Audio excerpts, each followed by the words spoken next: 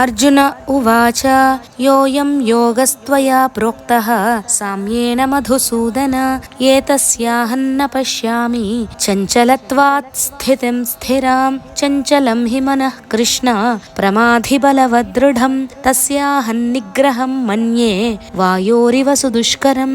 కృష్ణ, ఇప్పటిదాకా ఎన్నో చెప్పావు, అందరినీ సమానంగా చూడాలన్నావు, మనస్సును నిగ్రహించాలన్నావు. నేను విన్నాను. దీని సారమంతా చూస్తే ప్రతివాడు మనస్సుని అదుపులో పెట్టుకోవాలి అని అర్థమవుతూ ఉంది. కానీ అసాధ్యం కదా, ఎందుకంటే మనస్సు ఎల్లప్పుడూ చంచలంగా ఉంటుంది కదా. మరి మనోనిగ్రహం ఎలా కుదురుతుంది? అంతెందుకు, నా మనస్సు కూడా నిరంతరం చలిస్తూనే ఉంది. దానివల్ల నేను నీకు చెప్పిన ఈ సమానత్వం, అందరినీ సమానంగా చూడ్డం, అందరిలో నిన్ను చూడ్డం, నీలో అందరినీ చూడ్డం అనే యోగాన్ని సరిగా తెలుసుకోలేకపోతున్నాను. అది కాదు కృష్ణ, నీకు తెలియందేముంది?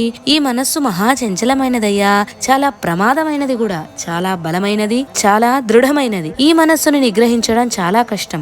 గాలిని పట్టుకుని బంధించడం ఎంత కష్టమో, మనస్సుని ఒక చోట నిగ్రహించడం, బంధించడం కూడా అంతే కష్టం అని మళ్ళీ మొదటికి వచ్చాడు అర్జునుడు. ఈ ప్రశ్నలను అర్జునుడు మనందరి బదులు తనే అడుగుతున్నాడు. మానవుల పరిస్థితి కూడా అంతే. పట్టుబట్టి ధ్యానంలో కూర్చుంటే మనస్సు అటు ఇటు షికారుకు వెళ్తుంది. దాన్ని తెచ్చి ఒక చోట నిలబెడితే మళ్ళీ అది అటు ఇటు పోతుంది. మనస్సుని కట్టడి చేయడం తోటే పుణ్యకాలం అంతా గడిచిపోతుంది. ఇక ధ్యానం చేసేదెప్పుడు? అందుకే మనసుని నిగ్రహించడం అంటే సుదుష్కరం, అంటే అది చాలా దుష్కరమైన పని, చాలా కష్టమైన పని, ఎవరి వల్ల కాదు అని అర్థం. అందుకే మనసుని నిగ్రహించడం ముఖ్యం, కానీ అది చాలా కష్టం. అర్జునుడిలో రజోగుణం ఎక్కువగా ఉంది కాబట్టి మనసు స్థిరంగా నిలవడం లేదు. నిరంతరం అటు ఇటు పరిగెడుతుంది, ఏవేవో ఆలోచనలతో సతమతమవుతుంది. అందుకే మనసుని నిగ్రహించడం ఎలా అనే ప్రశ్న వద్ద అతని సమస్య ఆగింది. ఇది నా సమస్య, దీనికి ఏమైనా పరిష్కారం ఉందా? ఉంటే అది నాకు చెప్పు అని అర్జునుడు కృష్ణుణ్ణి ప్రశ్నిస్తున్నాడు.